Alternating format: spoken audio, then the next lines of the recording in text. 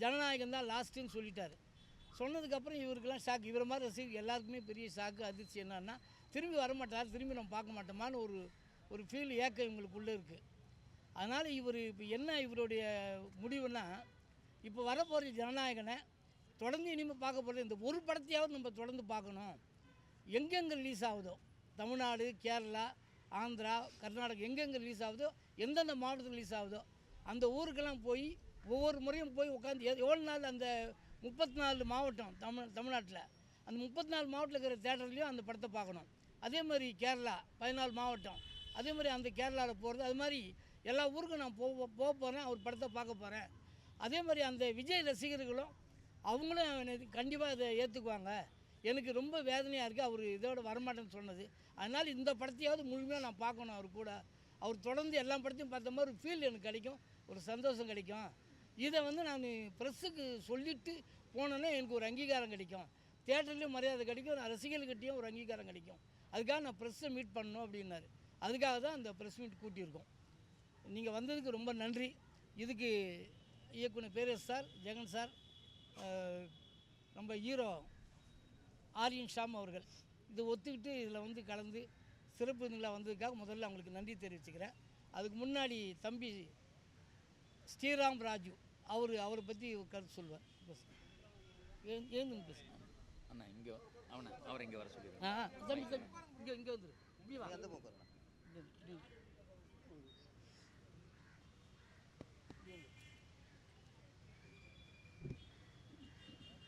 உட்காந்தீங்கன்னா அந்த மைக். எல்லாருக்கும் வணக்கம். கூப்பிட்டு வந்ததுக்கு ஆனால் எல்லாருக்கும் முதல்ல ஆத்மார்த்தமான வணக்கம். எல்லாருக்கும் முதல்ல ஆத்மார்த்தமான வணக்கம்ண்ணே. முதல் முறை இந்த மாதிரி கொஞ்சம் பதட்டமாக இருக்குது, ஏதாவது தப்பாக பேசினா மன்னிச்சிருங்க சார். எல்லாம் டிவியில் தான் பார்த்துருக்கேன்,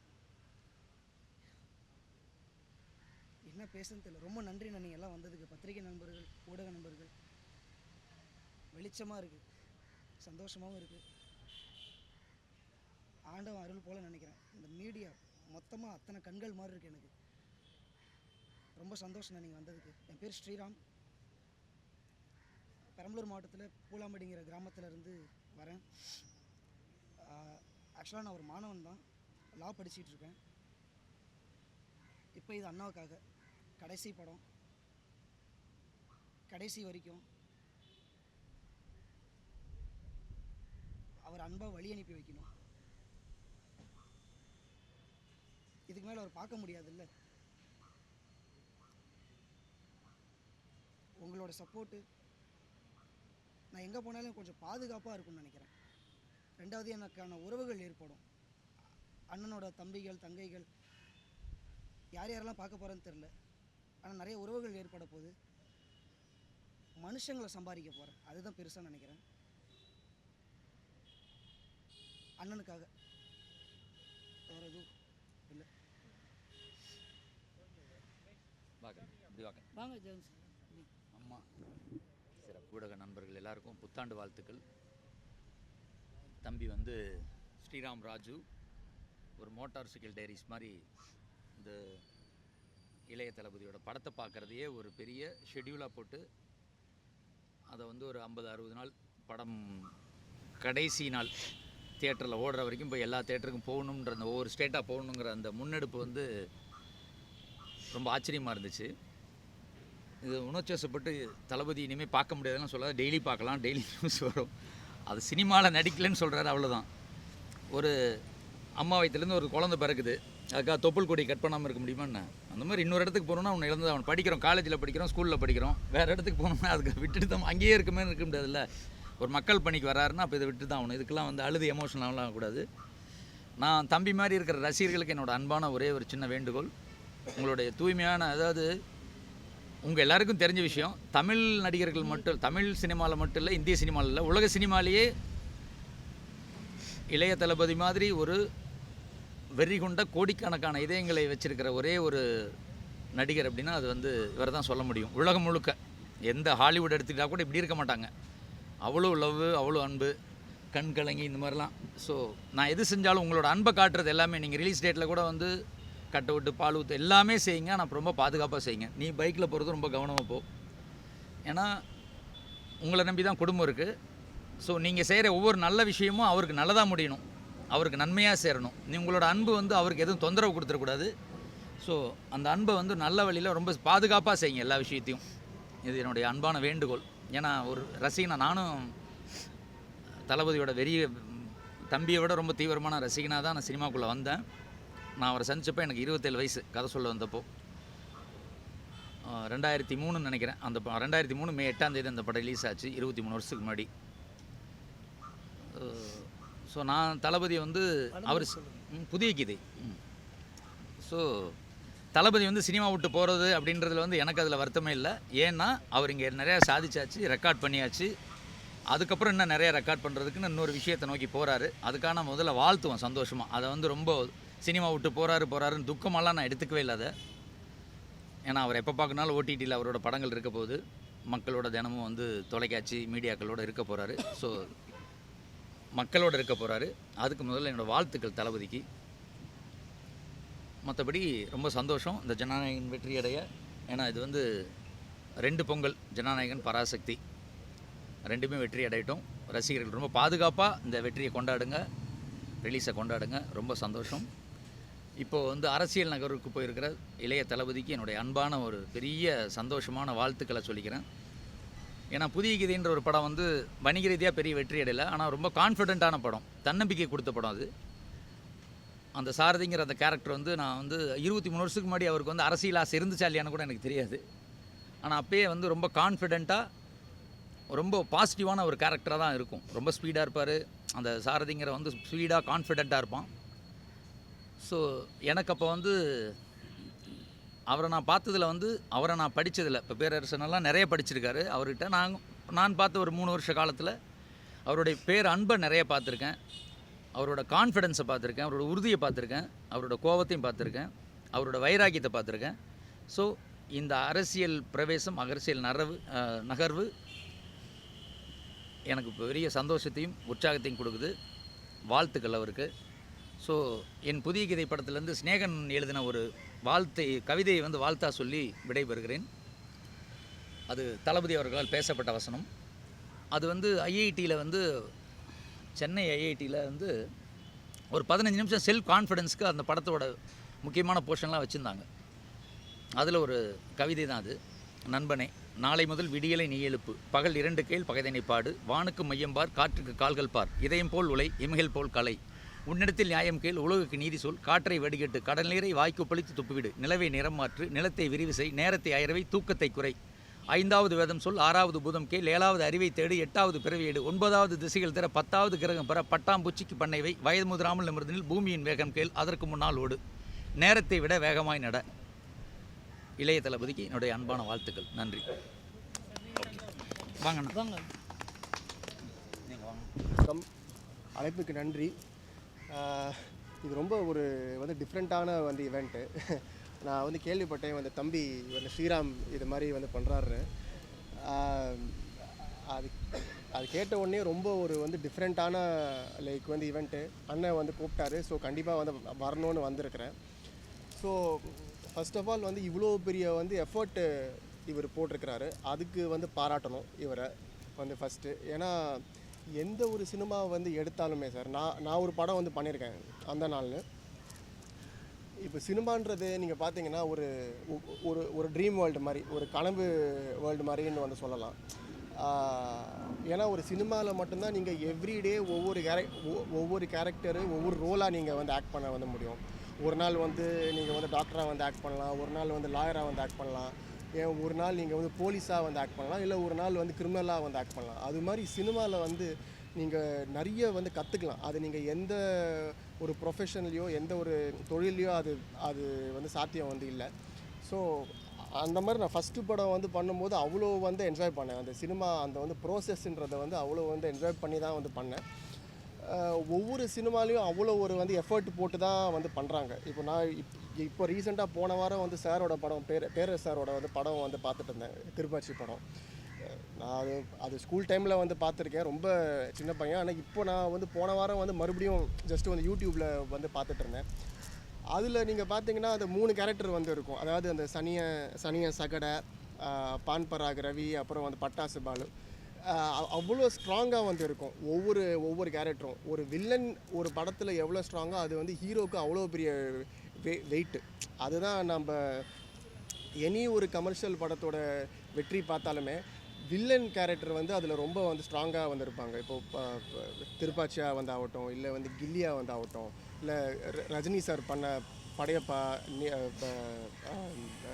இப்போ வந்து சிவாஜி, எல்லா படத்துலையும் நீங்கள் பார்த்தீங்கன்னா அந்த வில்லன் கேரக்டர் ரொம்ப வந்து ஸ்ட்ராங்காக இருக்கும். அப்புறம் சாரோட படம் புதிய கீதை வந்து அதை வந்து நான் ரொம்ப சின்ன வயசில் வந்து பார்த்துருக்குறேன். அது வந்து மோட்டிவேஷனுக்கான அந்த படம். அந்த வந்து சாரதின்ற ஒரு வந்து கேரக்டர் வந்து எந்த அளவுக்கு ஒரு பாசிட்டிவ் திங்கிங்கில் வந்து இருப்பார், ஒரு பாசிட்டிவ் திங்கிங்னால எப்படி அவரோட விதியே வந்து மாற்றாருன்னு தான் வந்து ஒரு கதை. அதுவும் ஒரு அருமையான அந்த ஸ்டோரி. ஐ திங்க் வந்து அமிஷா பட்டேல் வந்து பண்ணியிருப்பாங்க அதில். ஸோ இதில் நம்ம என்ன தான் ஒரு எஃபர்ட் போட்டு ஒரு படம் வந்து எடுத்தாலும் கடைசியாக அந்த படம் வந்து வெற்றியா தோல்வியான்றது வந்து ஒரு ரசிகன் தான் அதை வந்து இது பண்ணுறான். ஒரு ரசிகன் வந்து பார்த்திங்கன்னா அவர் வந்து எதுவுமே எதிர்பார்க்காம ஜஸ்ட்டு ஒரு படத்துக்கு போயிட்டு அவ்வளோ ஒரு லைக் வந்து அன்பை வந்து காட்டுறாங்க. இன்றைக்கி ஒரு ரசிகன் காட்டுற ஒரு அன்புனால தான் இன்றைக்கி விஜய் அண்ணா வந்து நெக்ஸ்ட்டு கோட்டைக்கு போகிற வந்து லெவலில் வந்து இருக்குது. ஸோ இன்றைக்கி சினிமாவில் வந்து ஒரு மிகப்பெரிய அஸ்திவாரம் வந்து சொன்னீங்கன்னா லாஸ்ட்டில் அந்த ஃபேன் தான், ரசிகன் தான். அந்த வந்து ரசிகன் கொடுக்குற ஒரு வந்து அன்புனால தான் இன்றைக்கி சினிமா வந்து போயிட்டுருக்கு இப்படி. ஸோ இவர் பண்ணுற முயற்சிக்கு ஒரு பெரிய வாழ்த்தை சொல்லி நான் வந்து ஆசைப்பட்றேன். மற்றபடி ஜனநாயகன் படம் மிகப்பெரிய வெற்றியாக வந்து ஆகணும். விஜய் அண்ணாக்கு அரசியலில் ஒரு பெரிய வெற்றியாக அமைஞ்சு ஒரு பெரிய பிளேஸுக்கு போகணுன்னு வாழ்த்துப்படுகிறேன். நன்றி. மறந்துதான் போனோம்.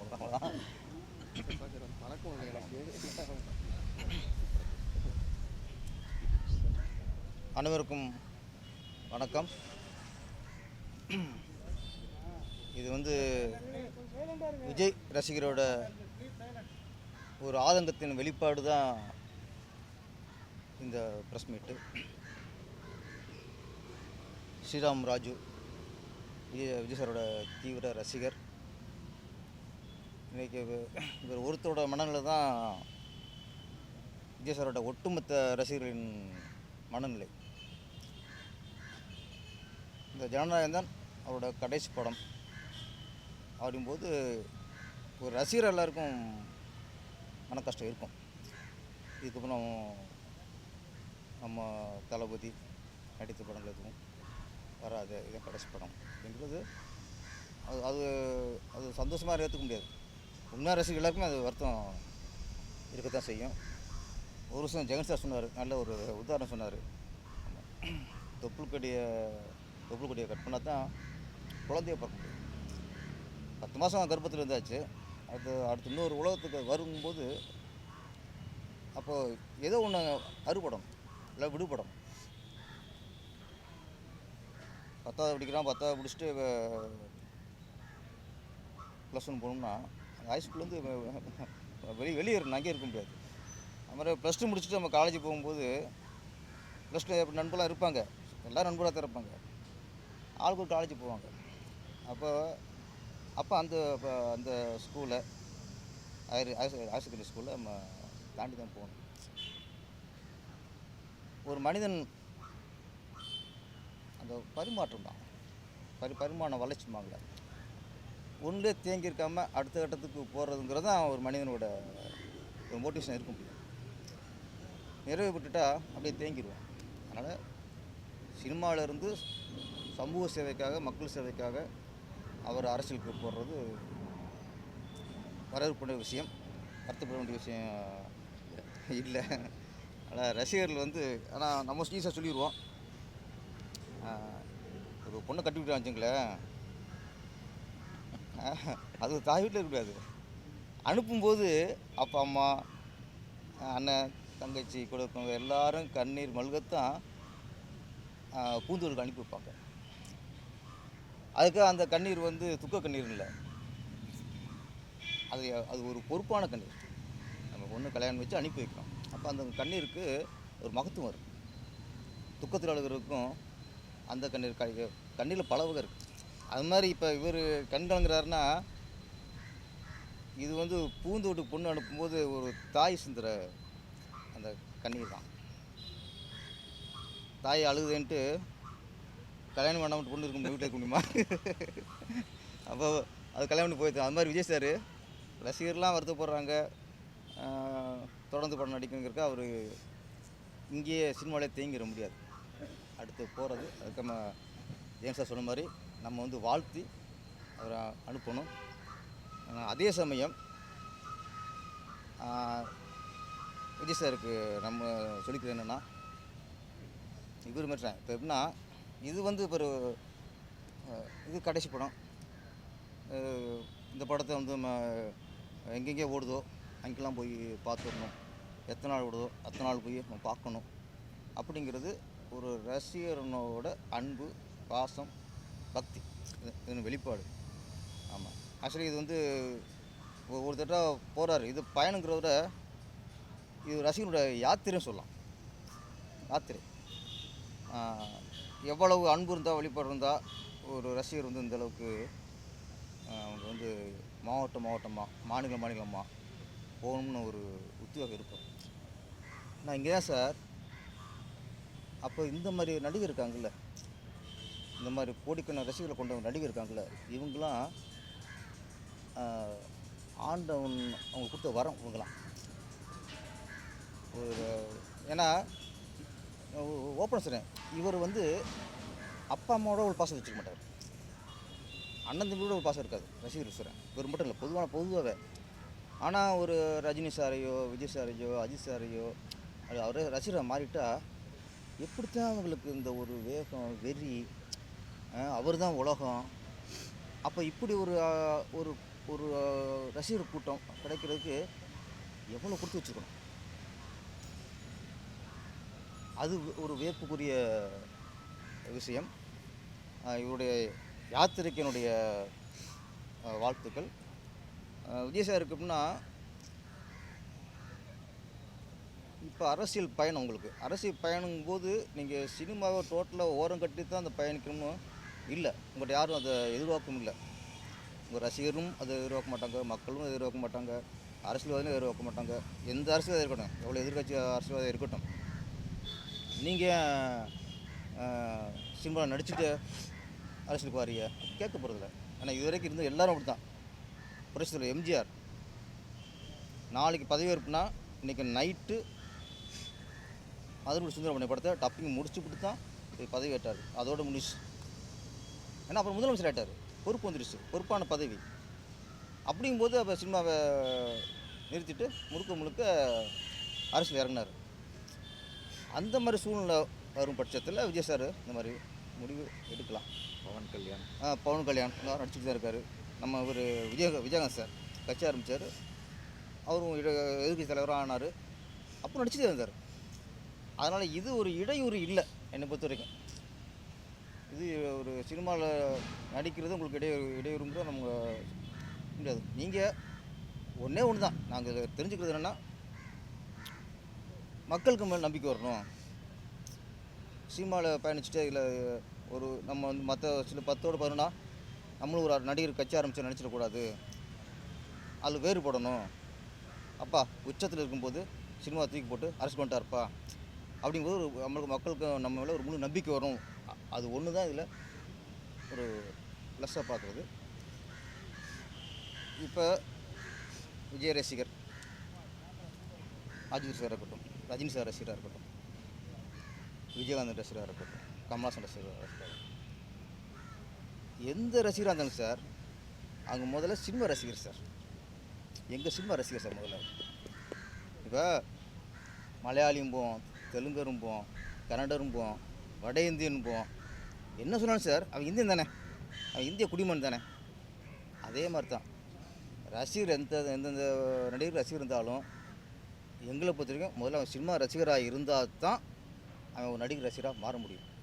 அந்த வகையில் எங்களுக்கு ரஜினி ரசிகரும் எங்களுக்கு ரொம்ப பிடிக்கும், அஜித் ரசிகரும் எங்களுக்கு பிடிக்கும். ஏன்னா அவங்க எங்களை வாழ வைக்கிறவங்க, எங்கள் சினிமா வாழ வைக்கிறவங்க. அப்புறம் விஜய் சார் ரசிகர்களையும் எங்களுக்கு ரொம்ப பிடிக்கும். ஏன்னா அவங்க விஜய் ரசித்தாலும் எங்கள் சினிமா அவ்வளோ வைக்கிறாங்க. அப்போ இந்த ரசிகர்கள்ங்கிறது இவங்க வந்து விஜயை ரசிக்கலாம், அஜித்தை ரசிக்கலாம், இன்னும் ரசிக்கலாம். ஆனால் பலன் அடைகிறது சினிமா. சினிமாவோட ஃபியூவலாக வந்தோம். சினிமாவோட ஆணி வேறு பக்க வேறு எல்லாமே அவங்க தான். அப்படிங்கும்போது எங்களுக்கு எந்த நடிகர் ரசிகர்ந்தாலும் நாங்கள் அவங்களுக்கு ரசிகர் சார். சினிமாவை நேசிக்கிறவன் இந்த நடிகர் ரசிகர் அந்த நடிகர் ரசிகர் கோவப்படக்கூடாது. அப்படி கோவப்பட சினிமா ரசிகர் இல்லைவன், அவன் இன்னொரு ரசிகர் வச்சுட்டு போக வேண்டியதான். சினிமாவை ஆத்மாத்மா நேசிக்கிற ஒவ்வொரு ஒரு இயக்குனராக இருக்கட்டும், தயாரிப்பாளராக இருக்கட்டும், நடிகராக இருக்கட்டும், எந்த டெக்னீஷியனாக இருக்கட்டும், யாராக இருந்தாலும் இவர் இன்னும் ரசிகர், இவர் விஜய் ரசிகர் அப்படின்னா நாம் அவங்கள ரசிச்சிடணும். அவங்க இல்லைன்னா யாருமே இல்லை. இப்போ திருப்பாச்சி வந்து படம் கொடுத்தான், எப்படி வெற்றி அடைஞ்சது, எப்படி வசூல் வந்தது? அந்த வசூல் யார் கொடுத்தா? வாய்ப்பை கொடுத்தது விஜய் சார், வசூலை கொடுத்தது அவரோட ரசிகர்கள். அப்போ நான் விஜய் சார் எந்தளவுக்கு நான் விசுவாசம் பார்க்கணும், அதே மாதிரி விஜயோட ரசிகர்களையும் நான் விசுவாசம் பார்க்கணும். இன்றைக்கி வந்திருக்க காரணம் இந்த ஸ்ரீராம் ராஜுங்கிற ஒருத்தருக்காக இல்லை, இவர் ஒரு 1000 கோடிக்கணக்கான ரசிகர்களின் பிரதிநிதி. நான் இவரை மதிக்கிறது விஜய் சாரோட ஒட்டுமொத்த ரசிகர்களையும் மதிக்கிறதுக்கு சமம். அதுக்காக தான் நான் படிச்சிருக்கேன், நான் வந்தேன். இது இந்த விஜய் சாருக்கு காட்டுற விசுவாசம் எப்படியோ அது மாதிரி ரசிகர்களுக்கும் நான் விசுவாசத்தை காட்டணும். அந்த வகையில் நான் அவர் வந்து பாராட்டி வாழ்த்துறேன். இன்னொன்று, விஜய் சார் நிறைய வேண்டுகோள்லாம் இருக்குது.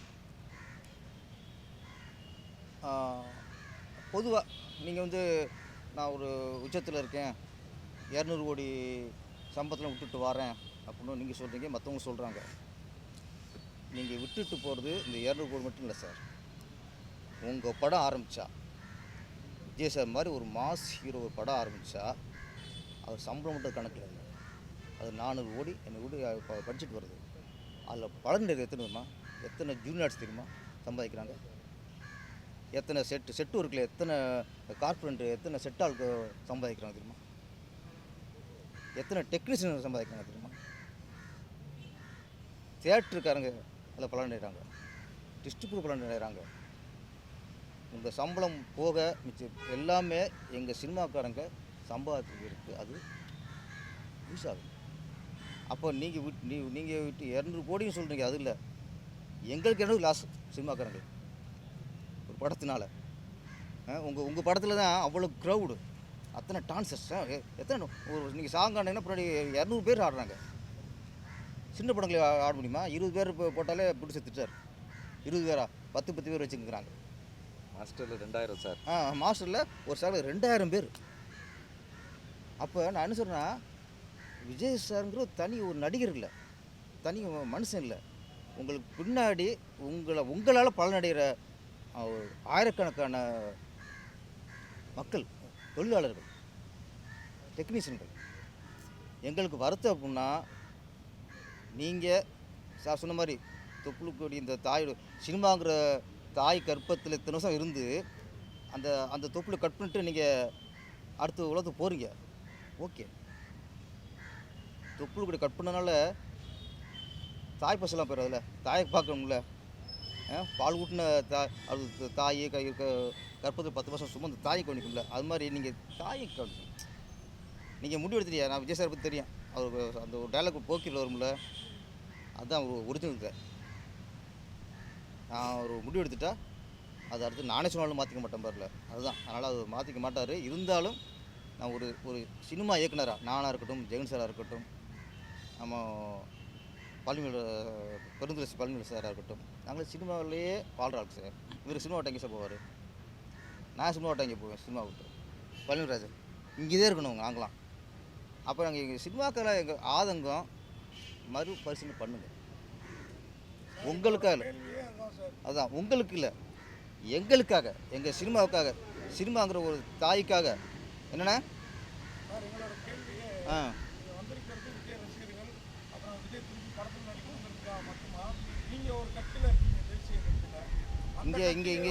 இங்கே ஒரு விஷயம், இங்கே வந்து நான் எங்கள் கட்சியை, நான் சினிமா கட்சி இப்போ தயவுசெய்து வேறு பாண்டவில் இப்போ கேள்வி வைக்காதீங்க. நான் சினிமாக்கான பேசிக்கிட்டு இருக்கேன். சினிமாக்காக என் சினிமாக்கான பேசிக்கிட்டு இருக்கேன், சினிமாவுக்காக பேசிக்கிட்டு அந்த இருக்கேன். கொஸ்டின் வேணாம். எங்கள் டெக்னீஷியனுக்காக, எங்கள் தொழிலாளருக்காக நான் பேசிக்கிட்டு இருக்கேன். குடும்பத்துக்காக எங்கள் குடும்பத்துக்காக பேசிக்கிட்டு இருக்கேன். அது அது அது வேறு அது வேறு. அது நான் ஆஃபீஸ் போகிற மாதிரி இது சொந்த வீடு. இது கட்சிங்கிறது அது ஆஃபீஸு. அதனால் விஜய் சார் வந்து எங்கள் சினிமாங்கிறது உங்கள் தாய். உங்கள் அம்மா சோபா அம்மா எப்படியோ அதே மாதிரி தான் சினிமாவும் உங்களுக்கு. அதனால் கொஞ்சம் அதை மட்டும் பரிசீலனை பண்ணுங்கள்.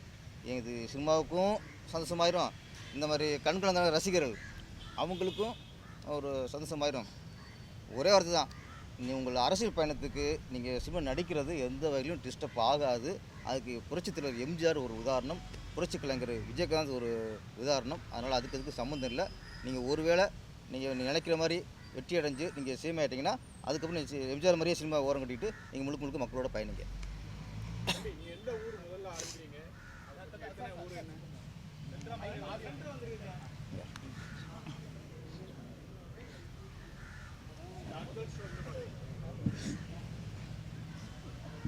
ஆனால் சென்னையில் இருந்தால் நான் தொடங்குறேன்.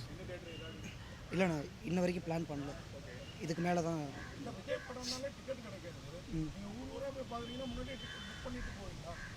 ஆமாங்க சார். இப்போது என்னோடய நாலேஜ்க்கு ஒரு 10 நாள் 15 நாள் ஃபுல்லாக ஹவுஸ்ஃபுல்லாக இருக்கும். அப்படிங்கிற பட்சத்தில் நான் இப்போ என்னோடய ஃப்ரெண்ட்ஸோட சப்போர்ட்டில் அந்த ஆன்லைன் புக் பண்ணுறதோ இல்லை நேரடியாக எப்படியோ கஷ்டப்பட்டு நான் வாங்கிடுவேன். அதுக்கு மேலே நான் புக்கிங் ஒவ்வொரு இதாக பண்ணிப்பேன். ஆமாம்.